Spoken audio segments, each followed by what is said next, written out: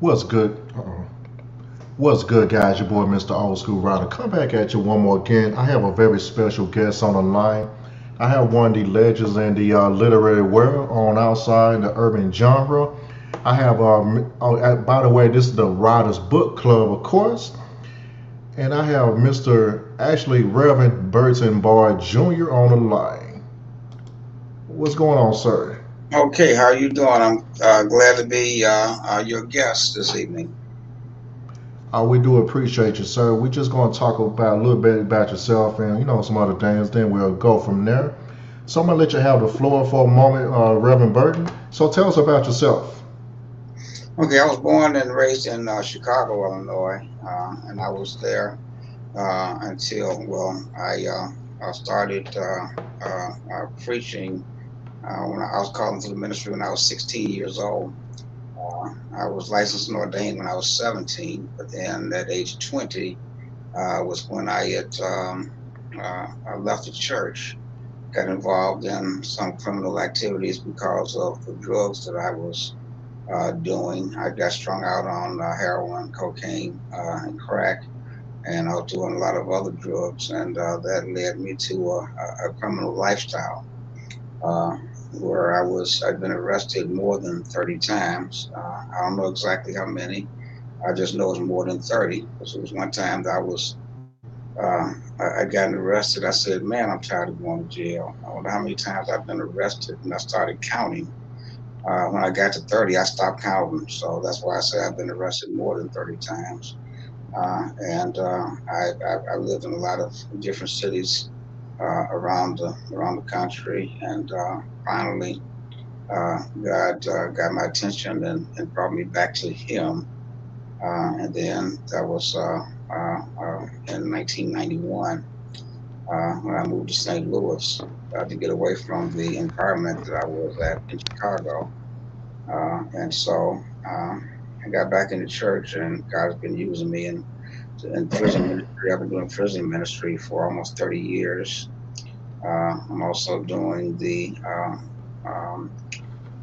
opioid overdose prevention education at the jails here, the city jail here, and a lot of other things, trying to keep people from making the same mistakes that I made, and then those who are incarcerated, let them know that they don't have to let where they are dictate who they are.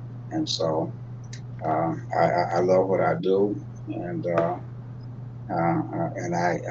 that's why I do it so much and so often. I just love it.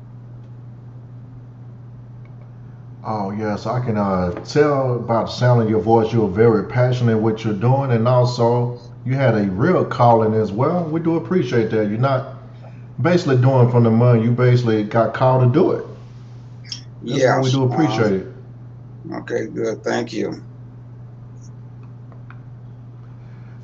So, and St. Louis is actually going to be one of those cities. Hopefully I'm gonna visit here sometime in 22. But I just want to kind of check it out for myself, look at the historical stuff and things like that. But so what you're saying with the change of environment kind of help you with your sobriety as well? Yes. I knew that if I was going to change uh, my lifestyle and get away from the drugs, I had to get away from the people that I was associated with. I knew that I could not just be with the same people, and try not to do what we had all been doing at that time. I got to the point when I was in Chicago where I'd always heard, well, when I was growing up, I'd always heard my parents tell me people to stay away from. He said, stay away from so and so, stay away from so and so. And I had become so and so. I'd become the person that parents would tell their children, to stay away from. You don't want to, you don't want to be like Bob. That was my nickname. You want to be like him.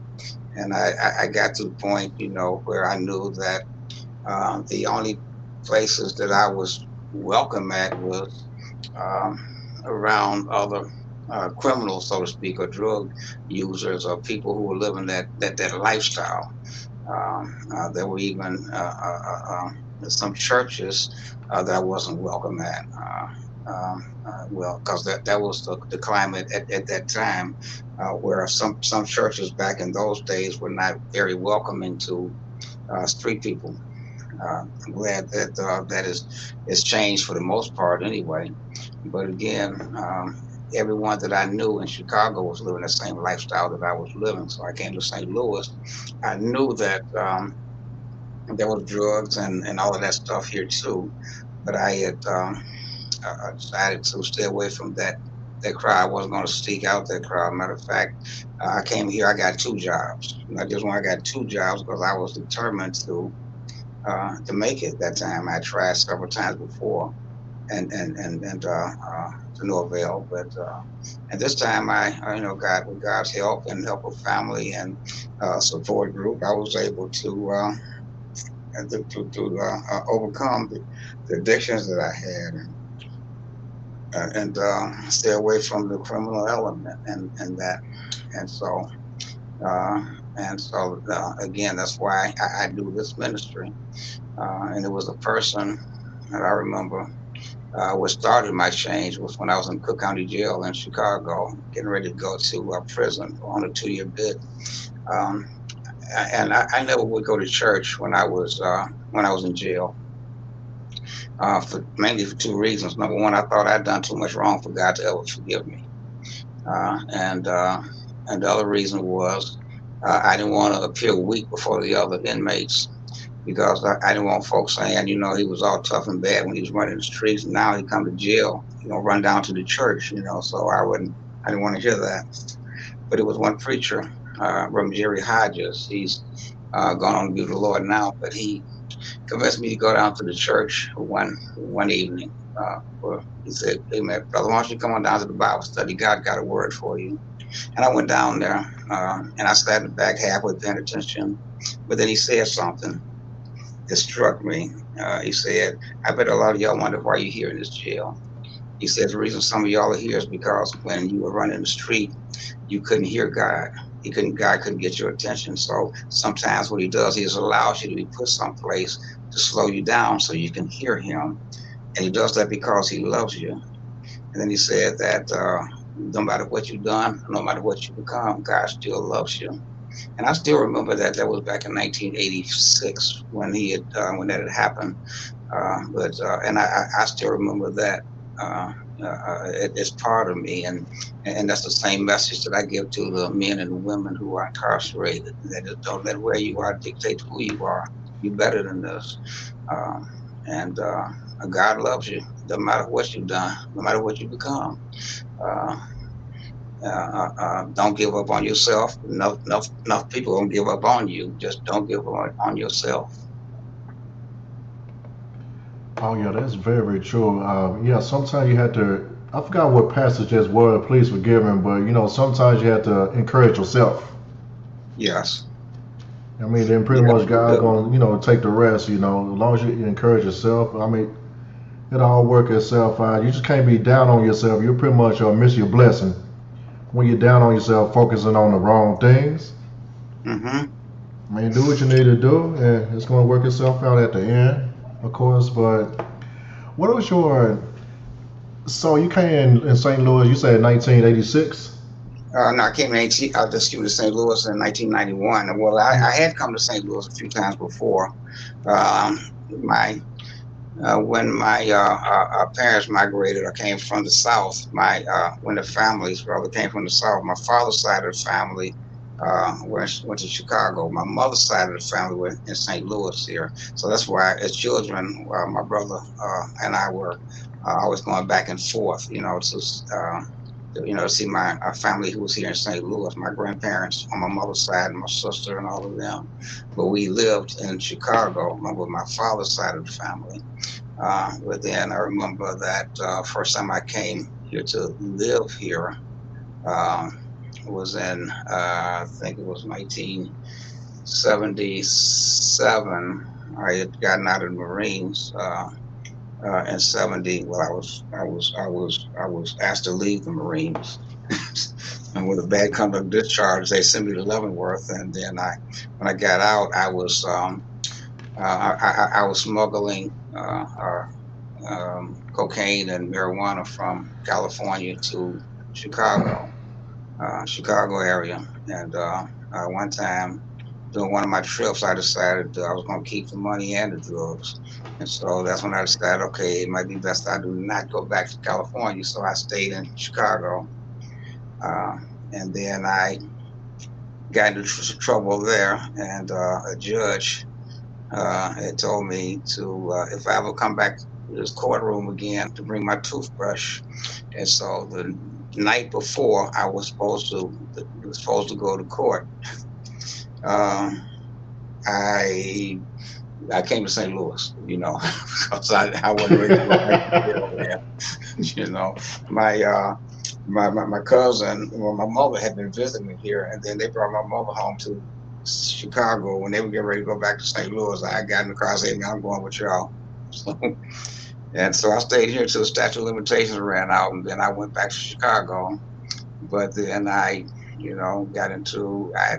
off some drug dealers there. Well, I owed drug dealers. That's why I came back to St. Louis. Then I got in more trouble here, and the police told me to get out of St. Louis and don't come back. Oh man. And so I couldn't go back to Chicago. So then I went to Detroit, where my ex-wife and my daughter, my children lived. And so I stayed there, and then I ripped off some drug dealers. I don't know why I kept doing that, man. But so I had to leave Detroit. And so, but I left with enough money to pay the folk off for Chicago that I owed. So then I went back there. But when I came back this last time, I came back, to change my life. And so that was in 1991, November of 1991. So it's been, last month was 30 years ago. And so I've done well. I've slipped a few times, and so, but every time I slip, I didn't, just give up, and go back to that lifestyle. Because something my father told me before. He said, "Son, just because you slip and fall in the mud, don't just lay there and wallow in it. Get up, clean yourself off, and keep on stepping." He said, "If you fall down again, get up again. If you fall down again, get up again. If you keep falling down, keep getting up." So that's what I did, and that's what I tell people. Just because you slip, mess up, or something, the brothers and sisters in jail, the ones who are fighting addictions and stuff, if they slip or something, don't just quit. Just start over again. Get up. And if you keep falling down, keep getting up. Oh yeah, I like that message. Just don't give up. Yeah. So that's pretty much the turning point in your life. You pretty much just got tired of running. Just say, you know what, I'm gonna go ahead and do this for myself and my family. This running is getting old and tiring. Is that pretty Right. much correct? Yeah. And it was 19 when I went to prison the second time. I went to Joliet in Illinois. And this was, I remember my daughter. My daughter was 15 years old at the time, and she had always lived in Detroit with her mother, and I lived somewhere everywhere, because I was always trying to stay one step ahead of the police. And I wrote her a letter. And because folk, when you go to jail, man, you write letters to folk, hoping you get some mail back. I wrote my daughter's letter, and then she wrote me back, and she said, "Dad, why it's the only time I hear from you is when you were in jail?" And that messed me up, man, because I didn't realize that at the time, but it was true, and that kind of messed me up, and so. And that's another thing that I encourage, especially the men, who got children. Look, you got children out there. They need you, and you got other siblings. You got to be there for your family, which I wasn't, because I made a lot of mistakes in my life. But I thank God, that we have a good relationship now. She lives in Phoenix now. I talk all the time. She comes here all the time, and I go there. But then learn from my mistakes. I would get out of jail and I'd go back again. Then I get out of jail, I go back. I made a joke of it. One time I left, I told them, to keep my cell ready. Oh man. Yeah. But it was that one time. I hope you don't mind if I tell you this. Oh, you got the floor. You got the floor, Reverend. You got the floor. Okay. It was that time in November of 1991. I went to a drug house in Chicago, over on 15th Street. It was a Courtway building. People don't know what a Courtway building is. It's a large building. It has a lot of apartments in it on different sides, and so it was almost like a drug mall. If you want heroin, you go to this apartment. You want cocaine, you go to that apartment. You want crack, you go to that apartment, and so on. And on Sunday mornings between 9 a.m. and noon, they had a sale, a drug sale. You buy one bag, you get a second bag for half price. And I went and I got a 1-in-1, a bag of heroin, a bag of cocaine. And I come out and I was heading home, but directly across the street from the drug house was a church. And I was walking past that church, and they had the doors open, and it was kind of drizzling outside. And I was walking past. I heard the sermon that was being preached. It was the story of the prodigal son. I don't know if you're familiar with that story, but it was the prodigal son, and I was familiar with it, because I had preached that sermon before, before I had left the church, and so I sat there on the steps. Church said I wouldn't go inside. There's another story behind that, was why I would, something happened before at the church, and I swore my mother I'd never step foot in another church as long as I lived, so I wouldn't go in. I sat those steps in the rain, and I was listening to that sermon. And then I was saw myself as that prodigal son, the lost son, the one who had walked away from his father, and to live his own life and do, what he wanted to do, and he ended up, all messed up and stuff. And then I realized that I was that prodigal son, that Jesus was talking about. It was me. And I sat there, and then I started crying, and it's when they say your life flashed before you. It was like that. All of the stuff that I had done, the stuff that I done, like when my father was killed, and I was, when I was, when he was in a coma before he had died.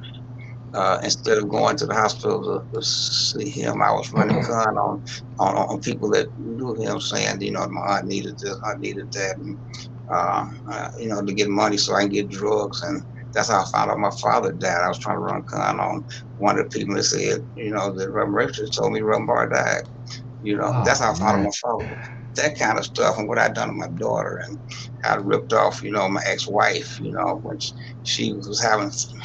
She had money to feed our children, and I stole that so I can get drugs, and what I'd done to my father, and all of the con games I run on folks, and people I got strung out on drugs, and now women went prostitution because I got them strung out. All of that stuff was coming back on me, and I was sitting there crying, and I just said, Lord, I'm sorry. I'm so sorry for this life that I've been living, to please forgive me. And I got rid of those drugs that I had, and that's when I decided, okay, it's over. I got to quit. I got to quit. I can't live like this anymore. And so, and then that's when I decided that I had to leave Chicago, because and I talk about in my last book, you got to do what you got to do. Yeah, and sometimes you might have to get away from your family. You got to get away from your friends. You got to do whatever you got to do to get away from that. And so that's when I came to St. Louis. Again, I slipped a few times, but like my father said, when that thing, every time I slipped, I got back up. Oh yeah, like you said before, once you slip, just don't stay down there. You got to pick back up, get back up. Yeah. I mean, you give up, you always gonna wonder like, man, I should have did this and this, and then it'd be like, it ain't. I'm not gonna say it's too late, but you pretty much killed a lot of time just worrying about it and thinking about what you should have done. Just go ahead and try to do it if you can. You know, depend. No, it doesn't matter what you're trying to do. Just get back up and just do it. Right. And I was thinking about, the life that I had. At one point I was manager of Woolworths. Well, they're not around anymore, but I was one of the first managers of Woolworths. I was manager of Radio Shack before. I was a sergeant in the Marines, and I was working for another time. I was working for one of the first black congressmen, United States congressmen in Chicago, and I was one thing after another. I kept messing all of those jobs, all those opportunities up. And then I'd gone and plus I was a sought after young preacher, 17 years old. People wanted to hear me preach, 17, 18, 19 years old and stuff. And I was preaching around the Midwest, and I messed all of that up, and I think that was probably one of the reasons that I got so deep the drugs that I was doing, because I was thinking back to what I used to be and what I could have been, and all that was messed up, So then I was just out there lost, and a story that I tell stories. My former pastor called me the storyteller. A lot of them are true, of like my past stuff that happened. And I talk about it in sermons and stuff. Was a friend of mine who lived across the street from me when we were kids, named Chuck. He had a dog named Champ. I hated that dog. I'm a dog lover, but I hated that dog. And one day, Chucky was going to the corner store. We were walking down to the corner store, and he had Champ with him on the leash. And when he got to the store, he handed me the leash. Asked me to hold Champ till he came out. I said, okay. And I like I said, man, I hated that dog, but I took his leash, and I think Champ knew I hated him, because as soon as Chucky disappeared in that store, Champ looked me dead in my eyes and started growling, and I knew I was in trouble.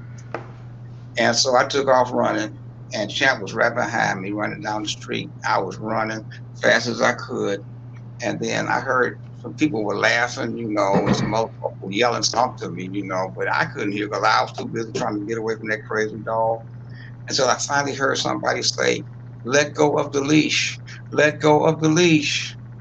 It had dawned on me, I'm trying to get away from Champ, but the whole time I'm still holding on to his leash. So then when I finally dropped the leash, let go of the leash, Champ stopped chasing me. He went back down to where Chucky was. And that's what's happening to so many of us. We're trying to get away from situations that we are into, but we're holding on to the leash. A lot of people are still dealing with drugs, and they can't quit because they're holding on to the leash. Some people in a bad relationship, but they're still holding on to the leash. But it's just so God is telling them to let go of the leash, let go of this stuff, just let it go. Oh yeah, you're right. That's a good analogy about things. People want to hold on to stuff. It just keep chasing you, it keep following you. Just let it go. Yeah. I don't know what kind of dog that was, but he sounded like a killer, man. I want no parts of that dog. Was, but I just did not like that dog. Nobody in the neighborhood liked her. She wasn't just me. None of my friends liked Champ. Oh yeah, I had my wow. I mean, I had my share of dog chases. I mean, lucky I didn't get hurt for real, but sometimes I trip up. They come to you, they just give up. They be so tired of running, like, what, this wasn't even worth it, man. Yeah. I mean, they go back and just drink some water or get something to eat. They just give up. Right. God, dog. But let's see. So you pretty much was preaching ever since you was a child. You pretty much a child prodigy then. I was preaching when I was a little kid, when I was like 9 or 10 years old. When I was, matter of fact, I started my own church in my mother's kitchen. It was, like when school was out in the summertime. I forgot. I think, like I said, I think I was 9 or 10 years old. I started my own church. I was the pastor, and my little brother Ralph was my church member, and my dog Rex. They my two church members, Ralph and Rex. And so Ralph didn't want to sit there and listen to me preach and stuff. He wanted to go outside and play, but I was bigger than him, so he had to sit there, And my dog Rex, he sit there too. And then one time, when my mother came home from work, Ralph told on me, so my church split, Ralph was, he didn't have to sit and listen to me preach no more, but I still had Rex, my dog, and so Rex quit too when I tried to baptize him in the bathtub one day, so I didn't have no church no more. Oh, man. I heard stories of, some people that was preaching they baptized a dog or something when they was younger, and it just never works out. Dogs don't like water like that. Yeah, shoot. I mean, they'll end up putting you in the water, man. That dog. Shoot, matter of fact, whenever Rex did get in the house, he wouldn't go nowhere near that bathroom because he remembered when I tried to baptize him. Shoot. Yeah, but yeah, and even when I was in my addiction, my drug addiction, and when I was in jail, I remember it was a guy that was there in the Cook County Jail over Division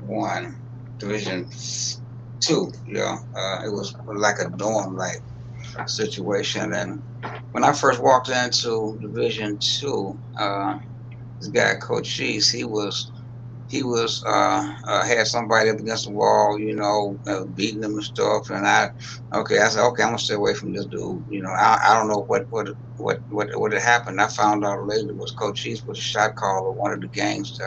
So I just stayed away from him. And then one day, it was getting close to my birthday, and I, was just laying on my bunk. I had the cover over my head. It was daytime, but then, because the lights was on and bright and stuff, and I was kind of disgusted, with myself and stuff because I'm getting ready to spend another birthday in jail, and then I heard somebody coming, walking down, and they were talking, they were getting closer to my bunk, and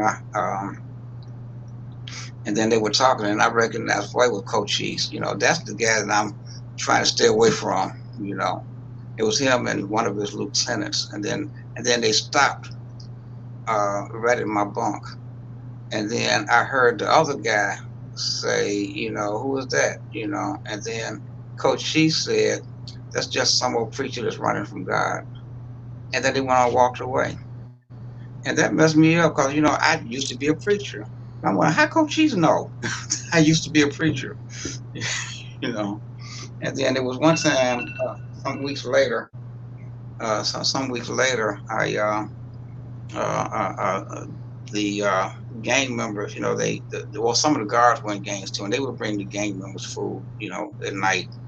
And I wasn't in the gang, so I didn't even try to get none. So then Coach Cheese just said, "Hey, preacher, you hungry?" I said, "Yeah." And so they Coach Cheese had somebody, to give me a sandwich and stuff. And so he just gave me the name Preacher. And so one time I was talking to him, I said, "Hey man, how'd you know I was a preacher? How you know I used to be a preacher?" He said, "Man, anybody can look at you and tell you're a preacher." And so that name stuck with me, Preacher. And when I left there and got to the prison out in Joliet and then in Centralia, that was my name, Preacher. And then even when I was out, when I moved to a different neighborhood, some of the dealers and drug users and stuff, I told them my name was Book. That was my nickname, I was known as for years. And then the guy said, "Man, now you need a nickname." He said, "I'm gonna call you Preacher. That's your name now, Preacher."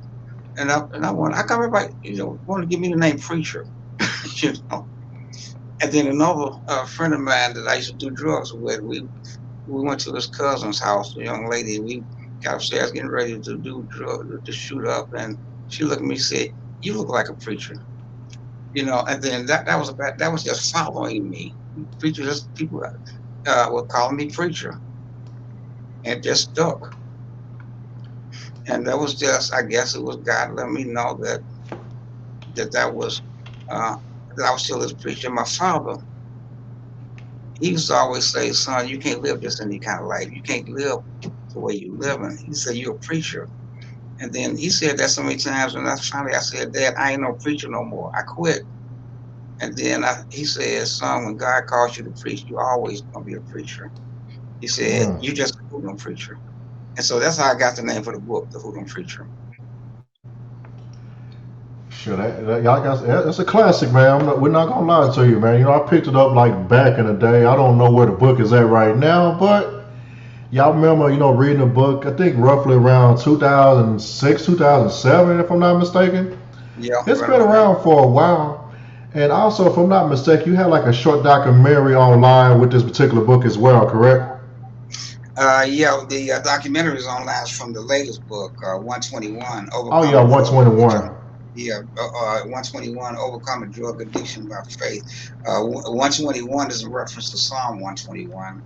And that's because, my father came to me one day, when I was deep in my addiction, and he had a Bible in his hand. And he didn't start preaching at me or anything. He just opened up the Bible, handed it to me, said, "Son, when you every day read this scripture before you leave home every day." And that song, that scripture was Psalm 121. And I did. I read it, uh, every morning, before I left home. Sometimes I was so high, I was so drunk, I couldn't even see the words. And I have, my lady friend who was with me, "Hey, read that to me," you know. But so that's why I titled this, 121, Overcoming Drug Addiction by Faith. That's a perfect title, man, for the story. It's real life. Yeah. Uh, Wow. and after I wrote The Hoodlum Preacher, a lot of people were asking me, when was I going to write, a follow up or a sequel or something, and I wasn't even planning on doing that. And people would be asking me, they asked me how did I get off of drugs, and was I going to write a book about how to get off of drugs and that kind. And I let them know, it's not that easy to, 'cause, well, I'll put it this way: what worked for me might not work for you. Uh, and what works for one person, it's no cookie cutter thing. But in the book, I do, I point out, some stuff that helped me, uh, and hopefully it'll help some others as well. Uh, and like my father, as you see, I talk about my father a lot because I got a lot from him. Uh, he always said, "Son, it's three steps of doing anything. First step is you got to want to do it." And that was the main thing. Some people think they uh, uh, uh, uh, gonna do something, but if you don't really, when I say you have to want to do it, you have to really want it with all every fiber in your being. You have to want it. You have to really want it. Um, and after you decide that you really want to do it, then you got to try to do it. Okay, and then finally, just do it. Those were the three steps my father told me: want to do it, try to do it, and do it. I like that, man. Three steps. Yeah. Yes, sir. So the way that you do things may not be necessary. It's going to work the same for somebody else. You pretty much may have to modify it, or Yes. maybe you just kind of do something different to a certain extent. Yeah. So, I'm so sorry. let Go me ahead. ask you. Oh, I'm sorry, I didn't mean to cut you off, but how often do you go into the prisons or the jails to to talk to people? I go now once a week, every Friday. At one point, I was at the Justice Center. I don't know whether you saw all the stuff that was going on at the St. Louis City Justice Center a few months ago, the riots, and they were breaking out the windows and they were doing all that. And it was on the news quite a bit. I think it was not just on the news here in St. Louis, but it was on national news because there was some people from around the country that knew that that's where I was at. A couple of times a week they would call and make sure I was okay. But I go there. I still go there once a week, at least once a week. It was a lot of men and women who were overdosing on fentanyl, and so they asked me to come in, and do the opioid overdose education training for the inmates. And so I was doing that twice a week. I go to the one of the state prisons every month, and then sometimes I just go and to one of the jails and people who've been asking, inmates who've been asking, to see me. I go and counsel them, and so I go as often as I can. To answer your question, I go at least once a week.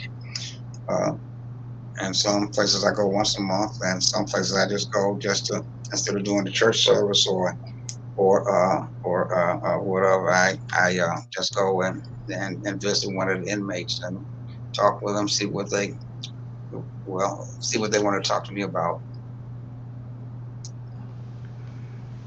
Oh yeah, I love that dedication. I know sometimes at church they have like different people kind of like coming in and out doing Mhm. the I think they call it prison ministries. I think yours is Yes, called the drug what you call it it, again? You it say the drug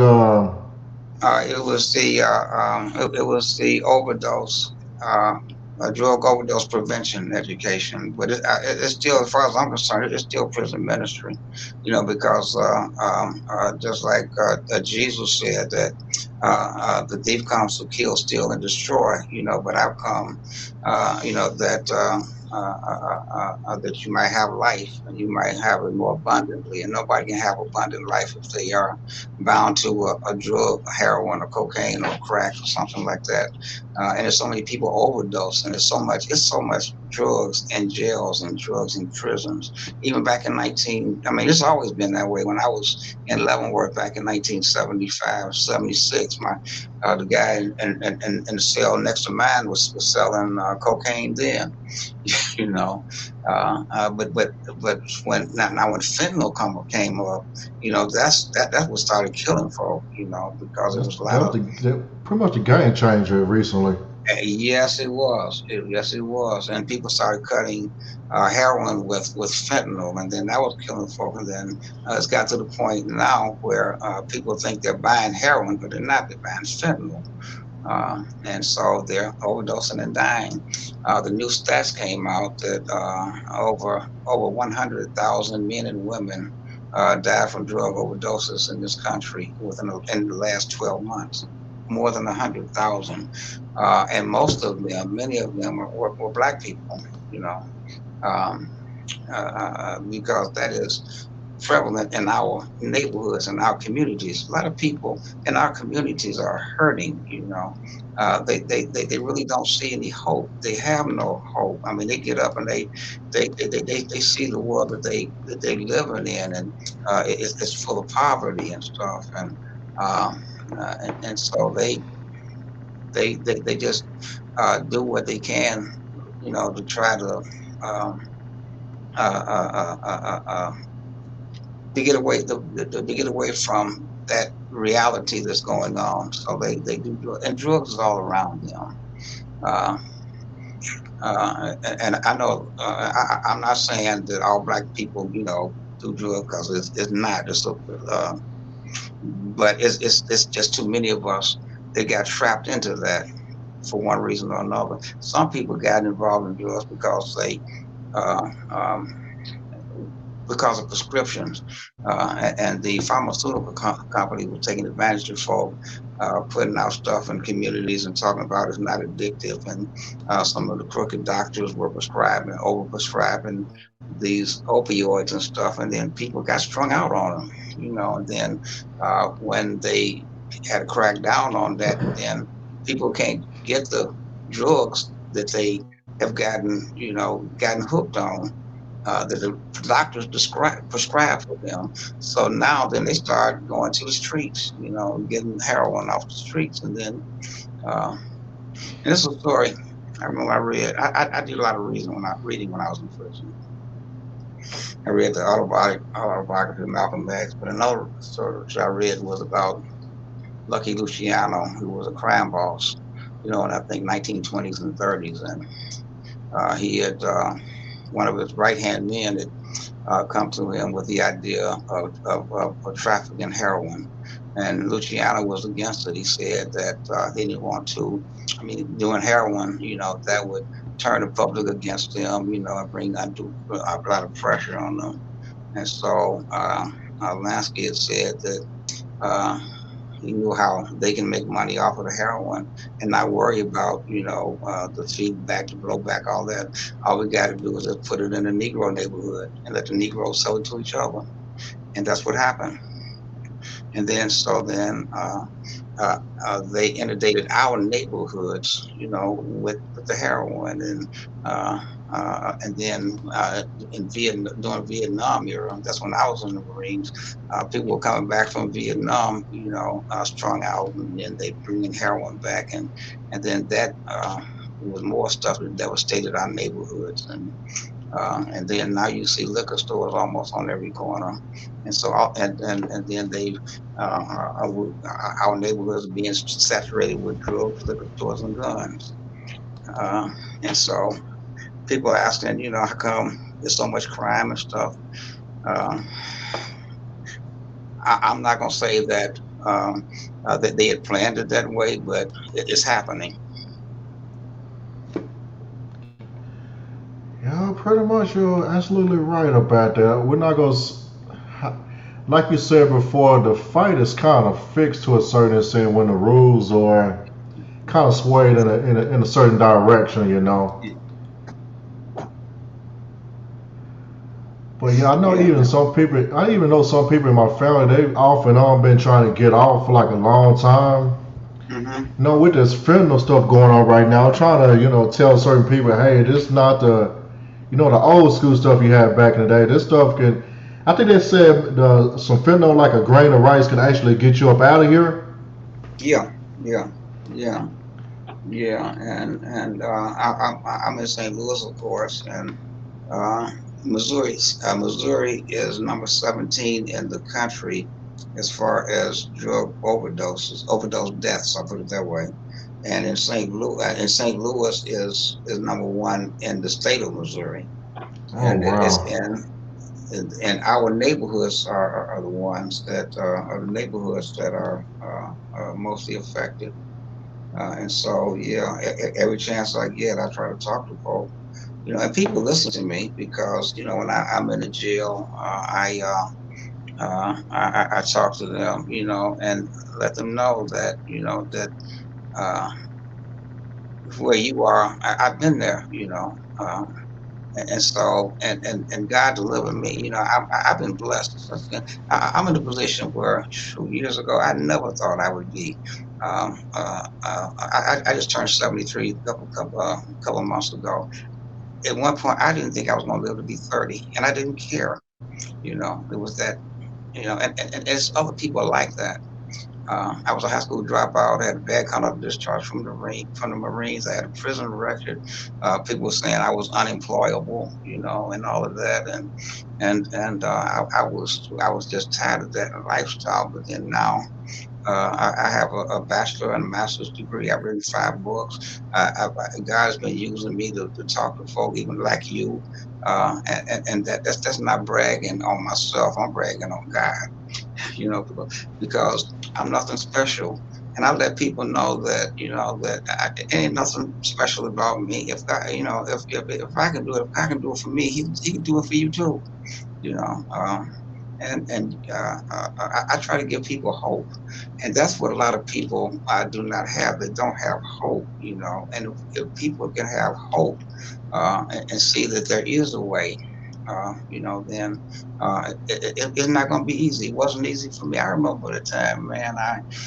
I was so tired of shooting dope that I took my needle syringe and went out on the back porch and I threw it in the alley. You know, alleys full of dirt. I had dirt piles back there. I threw that needle and syringe in the alley. And then, shoot, 20 minutes later, I was on the alley on my hands and knees with one of those disposable cigarette lighters looking for that syringe. Oh, You know, man. because they weren't as available as they are now. You know, so it was rough. It was rough. Even now, when I go to the doctor and they, for a doctor's appointment, they have to draw blood, so for something. They can't get it out of my arms, because I burnt all those veins up. They have to, go in my hand, it hurts, shoot, but that's because of the choices I made a long time ago. And, I tell people sin has consequences. Just because you change, you give your life to God, that don't mean that everything is going to change right then. I'm not going to be strung out on drugs no more. I'm gonna, police ain't going to mess with me no more. I'm not going to jail no more. Even though you got warrants on you, no. But then you got to work through some stuff, and it's not always easy. But if you decide, that you want to be successful in this thing, you got to work at it. Just like anything else, you got to work at it. Oh, yes, sir. That is correct on that. You have to put your work into it. You're right about that. Yeah. Most definitely. My grandparents had an old piano in their house. Nobody played it. It was there for well, it wasn't really decoration because it was old and raggedy. But my little brother and I wanted to learn how to play piano. And we finally talked our mother into learning to have piano lessons. And the piano teacher was going to come one Saturday. And we were ready. I mean, we made out a list of songs that we wanted the teacher to teach us how to play that day. We had about, maybe 10 songs, that we heard, on the radio in church or something, a list. And so the lesson was going to be an hour. So we thought that she'd be able to teach us how to play these songs, at least 10 songs, in that hour, And so when the teacher got there, I gave her the list of songs that I wanted her to teach us how to play. But instead, she just put the list down on the table somewhere and started, this some kind of exercise she had us doing for the whole hour, And then she said for us to practice, do that exercise every day for an hour. And then she left. Me and Ralph, we looked at each other like, what happened? We thought we was gonna be playing some songs by now, And so, shoot, I quit. No more piano lessons. I quit. And so, like before then was, like the only song we was able to play was "Mary Had a Little Lamb" and "Twinkle Twinkle Little Star." So, but we thought we was gonna be able to play some real songs. And so, because of that, after we quit, right now, even today, all I know how to play is "Mary Had a Little Lamb" and "Twinkle Twinkle Little Star." Because we didn't want to put in the work to learn how to play for real. We thought that we'd shoot an hour and that was it. We'd be able to play like Mozart or something, or something. But anyway, well, Mozart, no, not him, some black players. But anyway, Oh, yeah. yeah, but shoot, that now I still can't play nothing but "Twinkle Twinkle Little Star" and "Mary Had a Little Lamb" with one Sure, finger. I can't even do that, Rev, and I ain't gonna lie to you. I mean, I tried to do the piano thing back in the day myself. I want to do the music part, but it just never worked out. Of course, we couldn't afford the instruments, but some people I know have the piano. All day I can do is go do do do. That's all I can do. Like the end of the keys, like then run your fingers all the way down. That's all I can do. Hmm. But with the Yeah, piano, yeah, it takes you gotta have a skill hmm with them fingers to do it. Yeah, some people just go and just start playing all kind of stuff. But yeah, that's one of the things you gotta put your time and dedication into. Yeah, and that's the same thing with life. You got to put in your time and dedication in life. You know, if you just like Michael Jordan, my favorite basketball player, because he was with the Bulls, not from Chicago.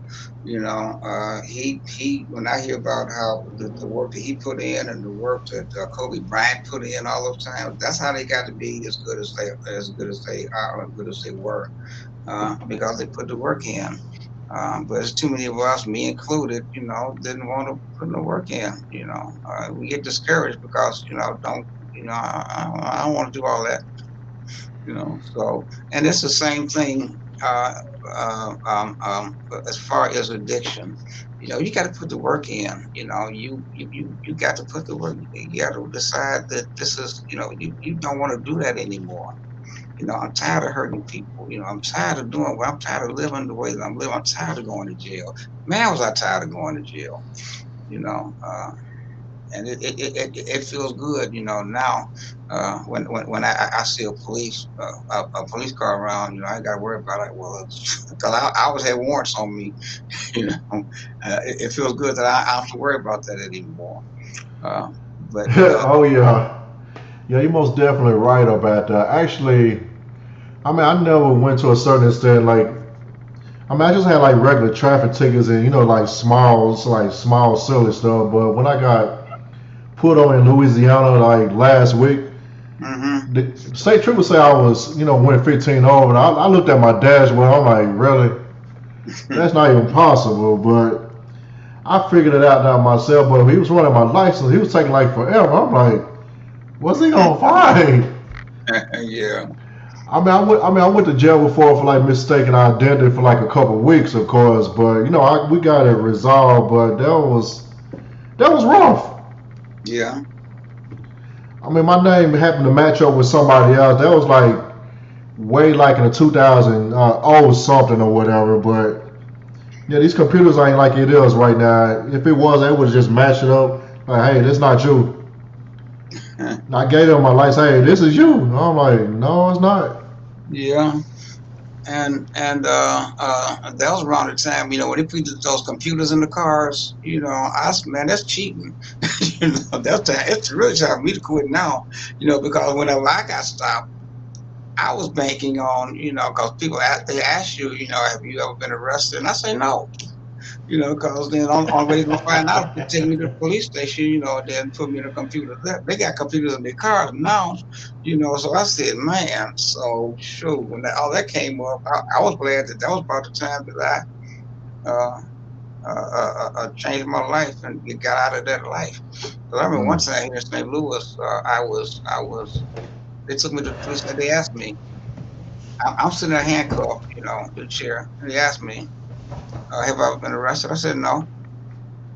And cause I ain't gonna tell them myself. Y'all gotta do your job and find out. 'Cause I ain't gonna tell you. Yeah, you gotta put the work And in then there to find out yourself.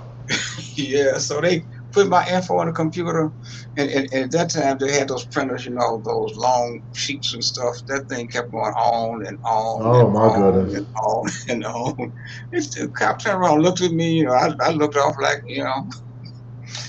But anyway, shoot, now they got me in the car. Shoot.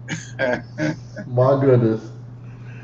Yeah, I know. Well, I was worried about even back in the day. Some people in my family and some ex people I know, just used to give my name. I'm like, why I'm getting pulled over? I didn't do nothing. Some of my little cousins and other people I used to deal with, I did not notice till like later. Some people just giving my name because I was clean, Uh-huh. so they'll get let go. But if they actually get put, get brought in, some of that stuff came up. I'm like, no, I've never been arrested before. Like, hey, it shows it right here. I'm like, no, it's not me. Yeah. Man, of course, I go for like a day or two and they'll let me out. I'm like, okay, we sorry. Yeah. But the last time they actually got me, I was gone for like almost 3 weeks. Like in Yeah. a country town. I'm like, this is not me. Uh-huh.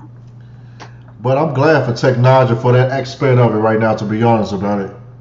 Yeah, and I thank God for a lot of the experiences that I've had. Someone asked me before if I had all this to do over again, would I do stuff differently? And the answer is no. even though a lot of stuff wasn't fun, the addictions wasn't fun, going to jail wasn't fun, all that kind of stuff. But all that made me who I am now. Because if I had not gone through all of that, then I would not be as effective in helping people who are hurting now, the ones who are addicted now, the ones who are in jail or in prison now, the ones who are going through stuff. I'm able to be more effective in helping them because I've been through that. A lot of that I got from my father. My father exposed me to a lot of stuff when I was younger. And then thinking back on some of that stuff, I wonder how did I end up, going through the stuff that I did. I remember one Sunday evening, afternoon, Dr. Martin Luther King was in Chicago. He was preaching at Soldier Field, and my father took me to see him. And I remember then that was when I decided right then that I wanted to be a preacher. When I heard him, I saw him, and I was just mesmerized. Uh, and I said, okay, I want to be a preacher, you know. And I still remember when I was in Detroit, I was assistant. I was 19 then, I think, 19 years old then, and I was assistant pastor of a small church, and my pastor at the time was asked to preach a revival at a white church, a huge white church that used to be a movie theater. They converted it into a church. He couldn't go because of something else was going on, so he sent me. I was Hmm. preaching, that week. And then I think it was that Thursday night of the revival. I was running late because I missed my bus, and I got to the church, and I walked in. I was walking down the aisle, go to the stage, and then the pastor's son was sitting out there, and he stopped me, and he pointed to his, a finger to his head like it was a gun against his head. And I didn't know Hmm. what he was talking about because I didn't have time to talk to him. I had to get to the stage. And when I got up there and sat down, and that's when the pastor announced that Dr. King had just been, assassinated, was killed. And that messed me up, and then we stopped for a while. But then I guess that's what he was trying to tell me. Dr. King had been assassinated. And I remember on that bus ride home, I was thinking about when I saw him. Um, my father took me to Soldier Field to see him, and later was when he had came to Chicago, and him and his wife had moved into one of the slum apartments that was around the corner from where I live, and I remember running down the street with my friends, so we tried to see him, but we couldn't see him then because they'd gone in, but, all of that, then the thing that really struck me, I was working at Woolworths then, I was assistant manager at Woolworths, got off work that evening, like 5 something, and everything was normal. Closed up the store. By the next morning, well, he got killed that night. And the next morning, when I got to the store, they had all kind of pictures on tables selling for $1. And I'm wondering, where did he get all these things from? He man got killed last. He wasn't dead when when the store closed up, But now the next morning, they got a table out front with a whole bunch of pictures selling for $1, and that still strikes me as what was that? How did they come up with this that quickly? Um, Again, I'm not saying that they knew something, but I guess they just worked fast at it. I don't know, but I mean, with I felt funny about it ever since. yeah, that is kind of funny. With back in the day with pictures with technology, that would take a long time Uh-huh. to do that. I mean, I can understand nowadays. Printers are real fast, but back then that was too quick. Yeah. Well, we're gonna find out the truth here eventually, man. All this stuff is actually coming out recently. Yeah. With the age of information, it's just gonna be coming out like all the time. Yeah. What happened Right. back in the day with certain events. Yeah. And I thank God that things have changed quite a bit. When I was put over to prison, well, let me go back further. When I was started going to church when I was in prison, uh, it was just white churches that were coming in. I mean, I thank God for the white churches that were coming in and stuff. But and then I remember one time I asked the other guys. I said, "Okay." when do the black churches come? And he said they don't. He said they don't care about us, Mm. And so when I, got to be prison, I got put over prison ministry, then that was my thing, I was over prison ministry for the state of Missouri, the Baptist convention. And so I'm going to try to get more black churches involved in prison ministry because most of the people that are in prison were black people. And so that was my aim. I started teaching churches how to do prison ministry, and because at first I got discouraged because I brought it up to a bunch of preachers in a meeting, and then one of the preachers said, "Yeah, I ain't going to no jail, see nobody. They just where they need to be." I got discouraged. My pastor told me, he said, "Man, you got to help them to understand what prison ministry is." Because a lot of them don't understand. And once you help them to understand what it is, then people start coming on board. And that was true. It happened. Now we got a lot of people doing a lot of black churches going in, doing prison ministry. Because now they understand what it is. It's not just going in, singing a couple songs and stuff. Like men and women who are in prison,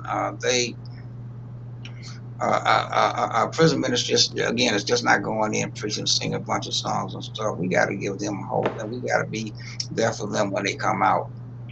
So they won't end up going back when they come out. What they need, give them what they need. They need things. They need help when they come out. They need a job when they come out. They need someplace to stay when they come out. We got to be there and let them know that we there for them. If they mess up again, like slipping or falling in the mud, help them.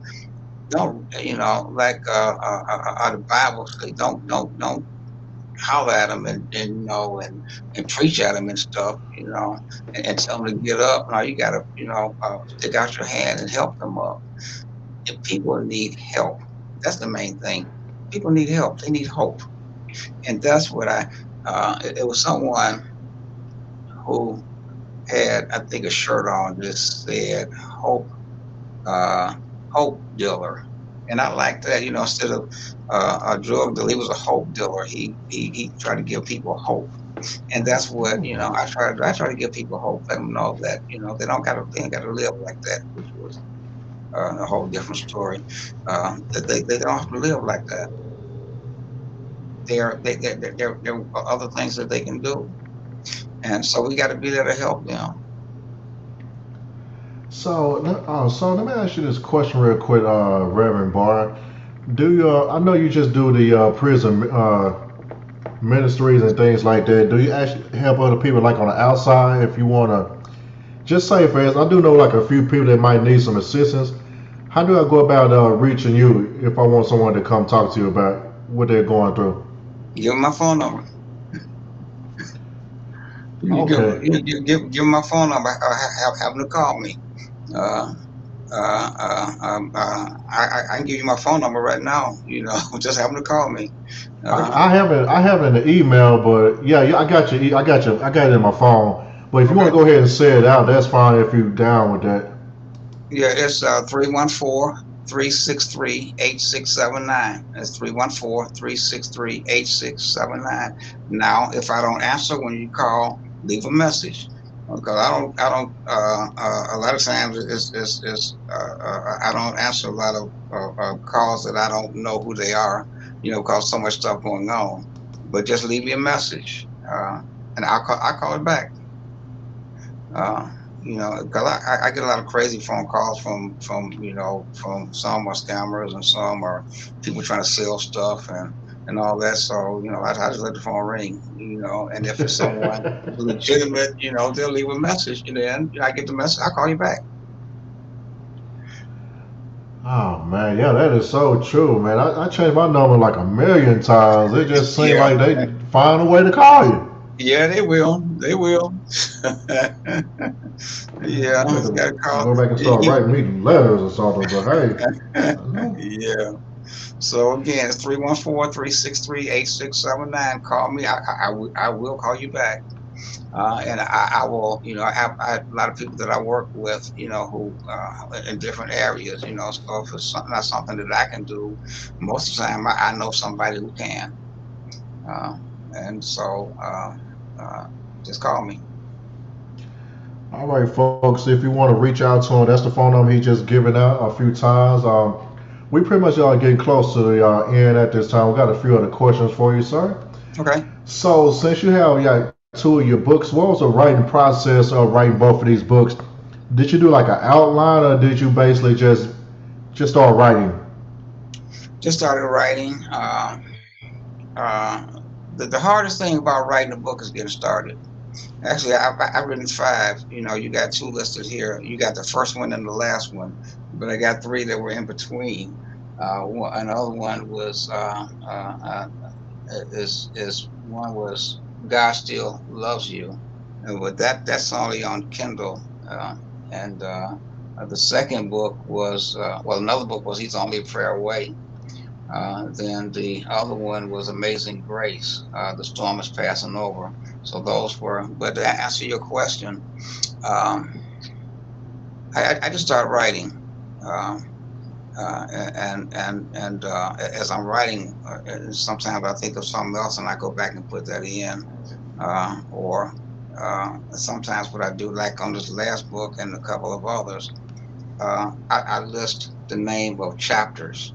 Okay, I want this chapter. I want a chapter to be titled so and so. Another chapter I want to be titled so and so, and then I go back into each chapter, uh, uh, and like I'm trying to think of one. I think one of the chapters may have been like chump change. No, that was a sermon. That wasn't a chapter in the book. I'm trying to remember. But if I said the name of a chapter, and then I go back and then I start writing in stuff that goes along with that title, and then I go from there. Um, but it's something that you don't want to rush through, and then you can go back and just add to it or take from it, that type of thing. But again, the hardest part of writing a book is getting started. Well, you pretty much just had to go ahead and just start writing. You can always correct it later on. I Yeah, know with books you had to keep going. You had to keep correcting. you just got to again just get started. And that was the hardest thing for me. Even the latest book, I've been thinking about this book for years, but I thought I was in a writer's cramp or something. And just like in this book, I got certain titles like "In Too Deep" and all those Coke lies. Hmm. Why Don't You Quit? Uh, uh, Dr. Feelgood. you know, those are some of the chapters that are in that book, and the ones that those chapters indicate different things that I talk about in it. Coke lies is when people be lying about when they try to get some money from somebody so they can buy some drugs, but they come up with a good lie for it. King Heroin, of course, that talks about heroin addiction. The Queen says cocaine because they call heroin boy and they call cocaine girl. Uh, Happy Hour, of course, and some others. But I do a title first of a chapter, and then I fill that in. Now that's what works for me. Um, for someone else, it might work a little different. I mean, it just depends on the style that you want to write your book in. I mean, it just gonna have to just flow the way that Yeah, you wanted to write it. yeah, and sometimes you might get writer's block or something, so you might have to stop for a while. But then you got to don't stay stopped. Try to write something every day, even if it's just one paragraph. I mean, it go from That's one sentence, one paragraph, and next thing you know, you yeah, got a book, you got 2 books or several books. It's yeah. on you. Uh-huh. So we're pretty much getting close to the end right now. I'm gonna talk to you for like a few minutes once we get off the line. Don't hang up once we end the show, Rebel Burton. But what's your final thoughts at this time for the audience? My final thought is It is like I've been telling everyone, is do well. God blesses you so you can be a blessing to somebody else. Um, what happens oftentimes, one of my former or friends used to say, some people's philosophy is get all you can all you get, and then sit on the can so can't nobody else get none. But that's not the intentions of that. God blesses you so you can be a blessing to somebody else. And it's not just monetarily. Sometimes it's knowledge. Sometimes whatever help that they might need. Think back on when you needed something, and someone blessed you. Be a blessing to somebody else because somebody else needs something. So be a blessing to them as well. Yes, sir. Okay. Oh, yes, sir. That is correct. We are pretty much going to end it on that note. We do appreciate Reverend Burton Barr Jr. for blessing us today on the Ryder's Book Club with Mr. Old School Ryder, which is me, of course. I also stay on the line for me, sir, and he given a phone number earlier, and pretty much replay, guys. Just watch the show over if you can. Other than that, we're over and we out. Y'all have a good day. 1 second, sir. Okay.